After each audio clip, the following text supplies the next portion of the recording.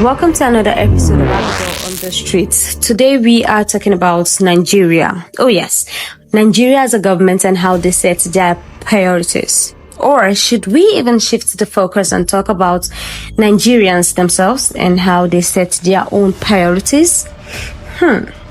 Honestly, both sides doesn't make sense at all. Yes, let's start with Nigeria as a country. My darling country would rather spend billions buying expensive XUVs for politicians than provide ordinary clean water, stable electricity, or affordable health care for the people.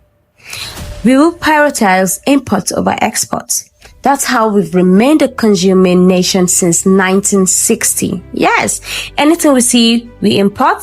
Food, clothes, toothpicks, even pencil. Anyway, only in Nigeria as well can someone contest and win an election just with a certificate. Even if it's straight F9, but to work under that same person, even as the lowest ranking staff, you must have at least 5 credits in WAEC, including English and Maths.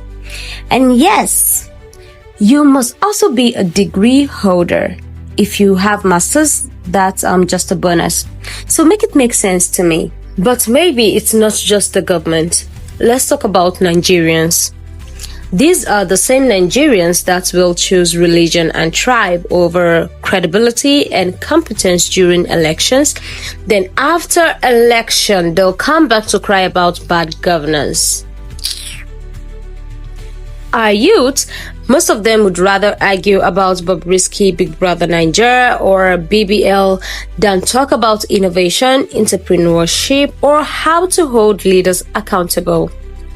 Let's not even talk about the over-loyal citizens. These ones are plenty actually, and they are powerful enough to shake any government into action, but instead they are online busy debating Very Dark Man versus Yabo Ojo, government policy, economy, fuel hike, dollar rate. That gist is just for people who are serious about the growth of this country. And yes, just of recently, Super Falcons and D'Tigress were gifted $100,000 each for winning cup for the country. Yes, we are proud of them. They really made us smile. But wait. What about our soldiers, police officers, teachers, and nurses who have been fighting and suffering for this country day and night? Who is rewarding them? Serving and retired officers are constantly crying over poor welfare and unpaid pensions, but we gave footballers and basketballers millions in one go. Even nurses are still on strike and no one is hearing from them. So the big question now is, does our government even know what the real priorities are? Yes, the athletics deserve recognition, but shouldn't we also show that same love to our essential workers? Okay, let's bring the question to you, our people on the street. Is it okay to prioritize footballers and basketballers over essential workers like soldiers, doctors, teachers, and nurses? Well, I could tell you, Nigeria government may be serious people to even start with, because if you don't address subjects such as insecurity and this displacement of people here and there in different states, right? If they don't do those kind of things, handle children when they're out of school because the government no fit pay teachers, then appreciating footballers no go be problem. Even if you give them $100 million, no go be problem. So the Nigerian government they fix priority on something will be priority. You understand? So now wetin make them crazy. Now wetin even give them the opportunity to be like a debate or a question, because it's not supposed to be a question. If the essential workers know they get wetin they supposed to get, like pay them well, give them enough weapons, and then so at the end of the day, the question not even supposed to be is it okay. The thing is they don't do them, like they don't settle these essential guys first. You understand? For example, if you take these footballers who just play football finish, and I hear say they give them like $100,000, right? Why don't carry the $100,000 as you give them individually? Why you not do the same for army? wey dey fight for Borno or for Maiduguri or for Jos, you understand, or for Benue, or even for Anambra, for Imo, for where they keep people, you know, this alone go even give them motivation. $100,000 is about 150 million. So if they give one footballer 150 million, what you go there to give these guys? So I feel like the Nigerian government don't know, they know nothing they do. They know nothing they do. So Nigeria go stop. Because no be easy thing Nigeria to win trophy. They try somehow. But for me, for army side, then for pay army either small thing, at least make the country there okay for Nigeria. But to pay Nigerian women amount is very, very fine because it's not easy. The amount is too much. The amount is too much. But if you see some bad, they try for the tournament. Kai, especially like me, who am here now, I'm very, very, very, very. I don't know how to start. I'm very, very, very, very, very angry. Because why? Eh? My brothers, my sister, they're in the village. They didn't go farm. Things change. Everything change. Eh? But imagine that. I know that they try.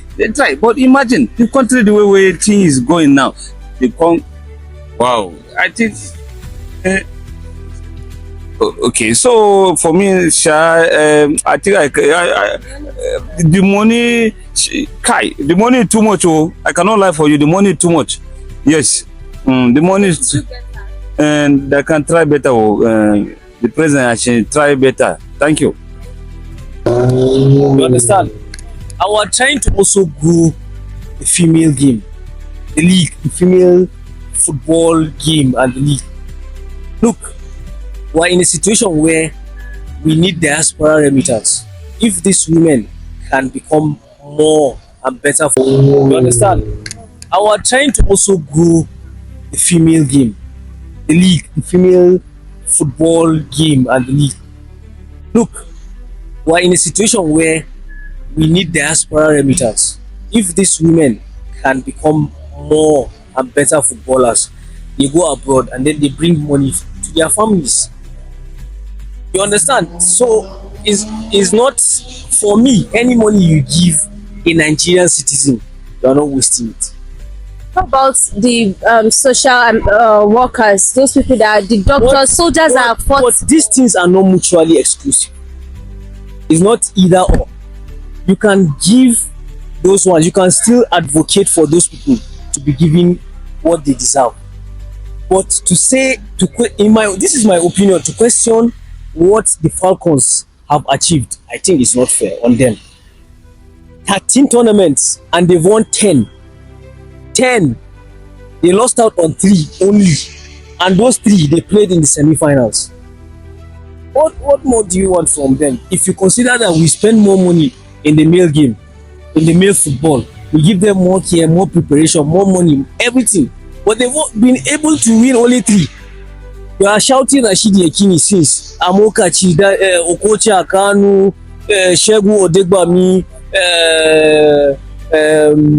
Dimeji Lawal, the guy that Samuel Okwaraji and the rest, and the current stars. But they've been only able to win 3 AFCONs. These women, there was a time they won 7 straight before Equatorial Guinea won. They won back to back, and then South Africa won once. And then these women now are marking the 10th win. So to you, the money is fair. The Nigerian that wins a medal for Nigeria deserves more. It's just that we are not getting money. We are not getting paid what we deserve in other aspects of life. That is why Nigerians are being agitated, because they gave these women this money. You understand? But these things are not mutually exclusive. It's not either or. You can I work with the government also. I know what I'm being paid, but I feel they deserve it. Because what you're failing to understand is the win from 1999, the first set. It happened in Kaduna. I was there. 1999. That was 20 years ago. No, 20 something years, 26 years ago, I should believe. So it motivated this set now. And the people that won the first one, how much were they paid? Peanuts. While getting there. So that is my own opinion. Thank you very much, sir. Welcome back from the street. Let's hear what you think. Drop your opinion on the comment section. Let's talk like citizens who actually want better. Until next time, this is Abigail on the street, and of course, my name is Abigail Ebute. Thank you for watching. Do not forget to follow at Eagles FM Abuja for more interesting episodes of Abigail on the street. Bye-bye.